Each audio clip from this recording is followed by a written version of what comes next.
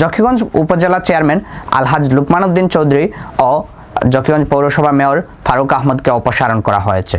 গতকাল 18 আগস্ট স্থানীয় সরকার বিভাগ প্রজ্ঞাপন জারি করে তাদেরকে অপসারণ করে।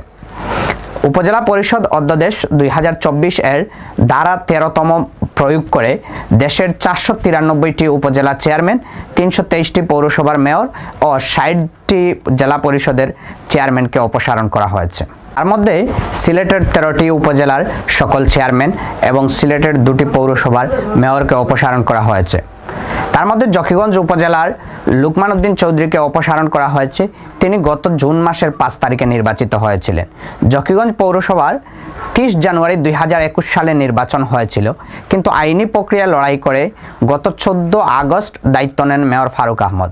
মাত্র 4 দিনের মাথায় মেয়র ফারুক আহমদকে অপসারণ করা হয়।